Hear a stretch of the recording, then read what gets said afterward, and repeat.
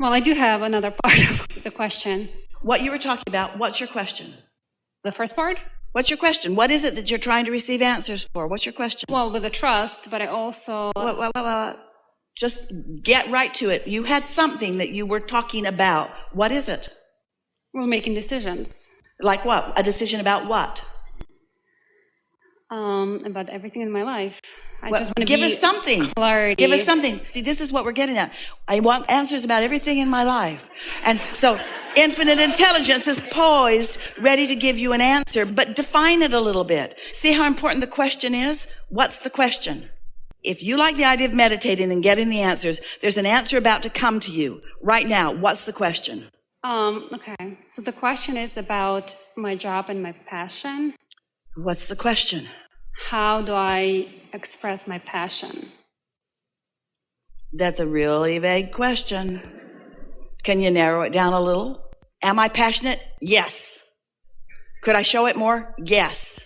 How could I show my passion more? By focusing more upon what it is, by getting in the receptive mode more, by being happier more of the time, by trusting that it will radiate from you when you're tuned in, tapped in, turned on. What's the next question? I guess I don't have a specific question because I do have a lot of questions for myself, but Let's hear them. How do I find the job that I love? What do you like to do? Channel energy. Healing. I believe I have a gift of channeling. Which is interfering with my not trusting myself. So I would like to share my gift. Are you hearing what we're getting at? You can ask lots of questions all at once, but you can't hear the answer to lots of questions all at once. So by you defining what is it I most want to know, universe, this is what I most want to know, and then just speak it and then just let it go. And then meditate and receive the next step and the next step, because here we are. What we were defining to you just now, we really know all of the answers to all of these questions, just like we knew about this man that Esther would help. Here's the best way of saying it to you. Before the navigational systems were in the vehicles, Jerry was Esther's navigator, and he had a map. And Esther was the driver, and she would do what he would tell her to do. So she would say, okay, tell me everything that's going to happen. And he would tell her the whole route. Well, we're going to follow this road around, and we're going to get on Interstate 5, and we're going to head north on Interstate 5, and then we're going to go about 23 miles, and we're going to take exit number 58. And then Esther would say, wait. And he'd say, there's no point in me telling you everything. You're not going to remember it all. How about if I just tell you that we're going to get on the freeway and head north? Well, it wasn't quite as satisfying to Esther as she wanted it to be, but it really was a better way of going about it, because she was not going to hold all of those different turns in her mind. You see what we're getting at? And you're not going to hold them all in your mind either.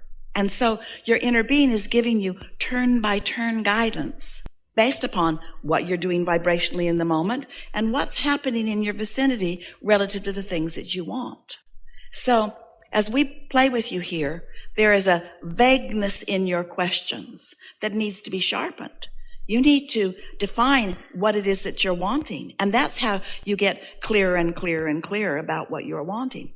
We know for sure that Esther sat to meditate, and what her intention was just to focus on her breathing. And when her mind wandered, to just let it go and focus back on her breathing. Esther wasn't planning on connecting with infinite intelligence. She certainly wasn't planning on spending her life getting on airplanes and flying around to see people like you to do this. In fact, if we had said to Esther in that first sitting, we are very glad that you have finally found us, because there's important work for you to do. And you will be spending the rest of your life experience flying around on airplanes and standing on stages and letting people talk to someone who is not really you. We are certain that Esther would have made certain that that didn't happen. She would have stopped meditating. She would have stopped listening. In other words, because that was more information than she was ready to hear. She said to Jerry, don't you ever tell anyone that this is happening to me. She said to him, promise me that you'll just talk to Abraham, but that you won't mention it to anyone else, because I don't want people to think that I'm weird. And Jerry said, I promise. Well, he did not keep his word, because He was with someone that he knew would appreciate it, and he opened his mouth, and then this, and then this, and then this. But you see what we're getting at? The evolution of what comes to you is about the evolution of your own desires. And the evolution of your own desires is about the life that you're living. And so these answers are fluid, and they're coming in response to who you are. And there's not one path that will please you always. So it really is a turn-by-turn thing. What's the best thing for me to do today? And so when we say to you, the answer to your question is meditate so that you can hear the stream of answers, and you say, well, I'm already doing that, then we say, well, then we want you to listen in a different way. Don't listen for all the answers to come at once. You can't comprehend that. Don't ask for all the answers for all of your life. Just ask for the best answer for today. And when you're really doing that well, the impulse is so strong that you must play with your music system. And somehow you'll know by the power of that feeling within you that this is your life's work here and now. Now, your mind might say, what? It's my life's work to play with my music system? Oh, there must be more for me. Isn't there something about world peace in there somewhere, or something more meaningful? This is it right now. Finding my desires first, I guess, will help me. Well, the thing that we want you to hear is you have defined your desires, and they have redefined themselves and redefined themselves and redefined themselves. So your work is to get into that place where you can receive an answer. We think that we're giving you the best answer that you ever could receive, all of you right here and now, that the answer to the path of least resistance is not what you think it's going to be, but it is always what you're ready to hear. And what you're ready to hear is enough. It's got to be enough because it's what you're ready to hear. So the answer to you is utilize meditation in a more effective way. Utilize meditation to get into the receptive mode, not as the means where all the information will flow right there in that moment, just as the means to lead you to the next step, and follow it blissfully without asking it to give you more than it will give you, more than you're ready to hear. Okay, because I feel that I have general desires as anybody else. Everybody wants to be happy, live an easy life, do what they love, and I guess live an exciting and fun life. Yes. So my desires are broad in a way, but I don't know exactly what it is that I want to do that will make my life easy, exciting, and passionate and fun.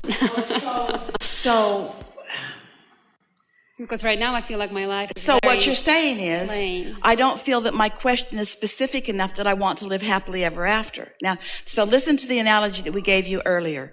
Esther's deep desire is to be in a position where she can be of value to someone. And I can relate. I want to be of value too. And that's a pretty vague and general intention, isn't it? So she meditated, and the answer to that question was, wouldn't you like to figure this music system out? That was the answer to that question. And the answer was so strong that she didn't question it. She didn't say, oh, this is a waste of this morning. It was like an interest that was so strong because she was in a state of such alignment with us that our interest dominated everything in her experience in that moment. And she had to understand that system. More important, she had to find rap. More important, she had to stay with it long enough that it got into her vibration. And then that was the end of that answer. And then she had to move her furniture around because that's the job that that kid had. Most of the furniture, they moved it over there and over there and over there and over there. She has 2 houses down there, up there, over there. And before the day was over, they moved most of it back where it was. Because the furniture did not need to be in a different place. It just needed to be moved around by a mover-arounder. You see. So you hear things like, the Lord works in mysterious ways. It's not all that mysterious. It's all really practical stuff that Source is leading you to, you see. But you're more sure about what you don't know than you are willing to let what you do know lead you. You keep saying, I don't know. What you're saying is just what Esther said. My pen is lost. My pen's lost. I can't find my pen. I don't know what I'm supposed to do. You see the parallel with it? Where if instead you say, I know that I'm an uplifter, and I know that I'm of value, and I know that I'm good with this energy stuff, and I know I want to be happy, and I know I want to lead other people to feeling better and better and better, and I can feel that this is who I am and what I was born to do, and I know that there's a path for me, and I know that I'll find it, and I know that it'll be a changing path, and I know that I'm intuitive enough that I'll know when I'm on the right track, and I know when it feels good that I want to follow that track, and I don't need to know the specifics of everything that's going to happen any more than Esther needs to know all the turns that she's going to make along the way.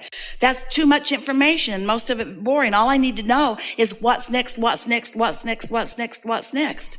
And so our answer is so simple. We so want you to hear it. Just chill out, get into that receptive mode, and trust that you've done the work. You're the one that put it all in the vortex through the life that you've lived.